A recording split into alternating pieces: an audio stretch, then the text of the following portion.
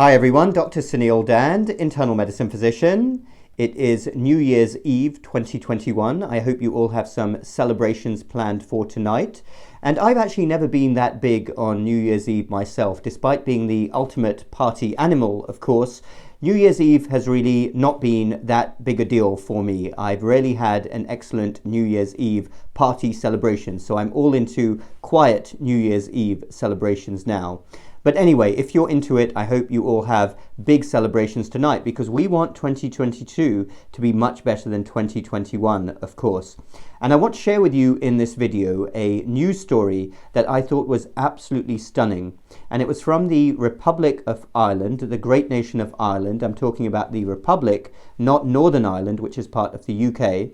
But what I read in a couple of news stories this week really blew my mind, because I've never seen test positivity figures this high before.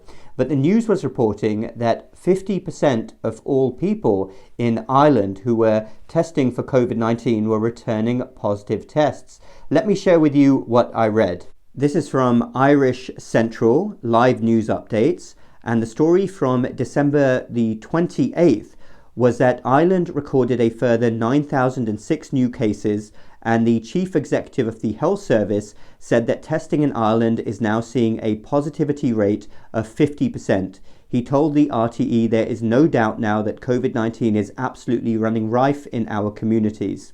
The second article was from the Irish News, also saying that positivity rate in Republic almost at 50%, as another 6,735 cases recorded. And here, the head of the HSE's vaccination program said that with a positivity rate of 49.7%, meaning almost 1 in 2 people testing for COVID are positive, waits for testing and results would be longer than before. So again, absolutely staggering numbers there from the Republic of Ireland. Almost 1 in 2 people going for COVID tests were reporting positive results. I've never seen that before. And while we're on the subject of vaccination, since the head of the vaccination program spoke in that last article, the vaccination rate in Ireland, many of you may be wondering, is actually one of the highest in Western Europe. The last statistics I saw were greater than 90% of the country is vaccinated, way higher than the vaccination rates in the UK or USA. Thankfully, most of the people who are testing positive appear to have mild symptoms, and that's in line with the data we're seeing from many parts of the world, presumed with the Omicron variant of COVID now spreading. And when we see numbers like this, it gets to the reality of dealing with an endemic virus, a 50% positivity rate. And many of us have been saying this for a long time about the truth of learning to live with an endemic virus. Many of us in 2020 were indeed attacked for this. But when I thought about it logically, I've been saying this for a very long time. When you deal with a virus which has a very high asymptomatic rate, I mean, even going back to the spring of 2020, there were articles suggesting that COVID asymptomatic rate, people with no symptoms who just happen to be carrying the COVID virus and yielding positive test results, could be as high as 70 to 80%. That again is a stunning number. So if you have this many people who are asymptomatic, how can you possibly contain a virus? As soon as people start moving again, it will start spreading again. And the second reality of why COVID-19 is endemic, this is something we've been seeing more data on just within the last few months, is that this virus has large, almost unlimited animal reservoirs.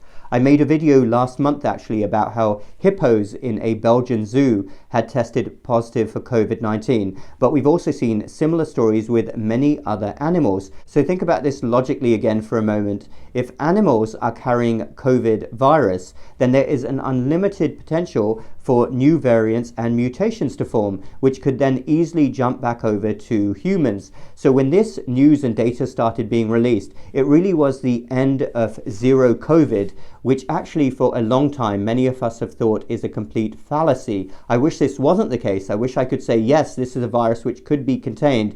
But realistically, when you look at the actual data and how this virus spreads, it was always impossible. So let me reflect then on the year of 2021. I do thank all of you for watching my videos, and I so appreciate all of your support and kind messages. And most of you who have been watching my videos regularly over the last several months, year, know that I'm somebody who has been facing a constant barrage of threats, messages which are trying to intimidate me, threats of deplatforming and banning me, and I have actually been removed from different big social media websites. And of course, it's easy to feel a bit worked up and get somewhat angry and mad inside, but I always strive not to do that, because what can one do in a situation like this but try to stand strong and true to their principles? Because I believe I've done nothing wrong at all to warrant the amount of threats and intimidation that I have received. I've always approached everything with an open mind. I want to be as scientific as possible and look at everything objectively. But clearly that isn't enough for some people. People who are about as anti-science as you can get.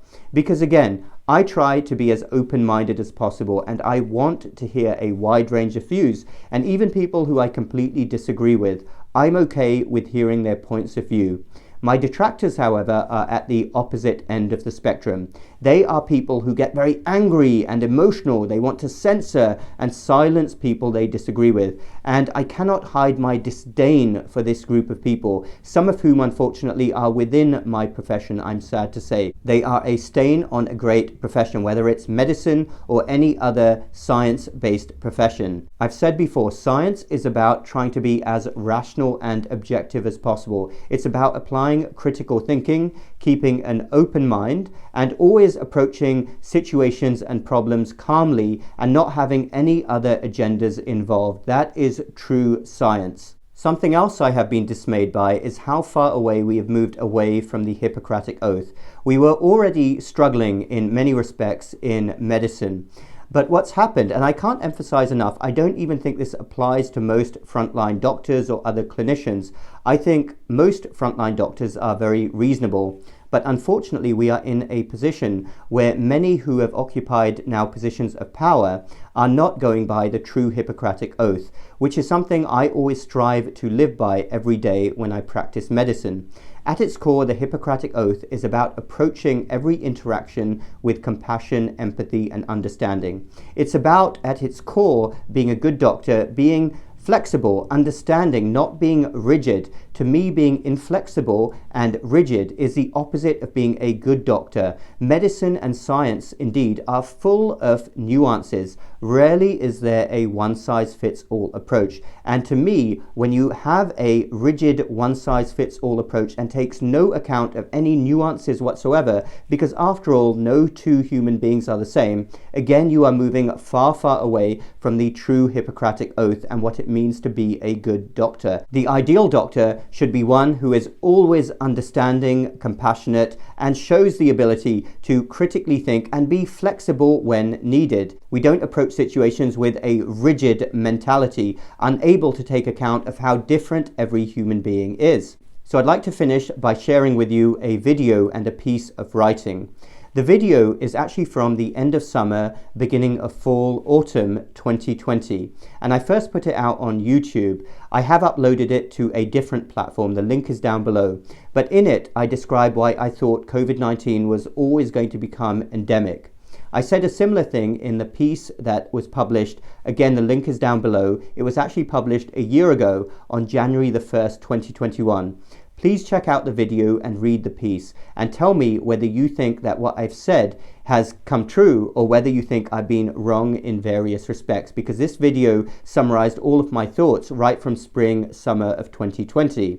Something else I probably should share with you is that I really like writing as well, and I've written a bit less this year compared to previous years, partly because I've been making more videos, but many of the institutions and online sites which used to accept my work completely shunned me because of my thoughts on COVID. And all I did the whole time was try to encourage open scientific discussion and ask the right questions, but I was shunned.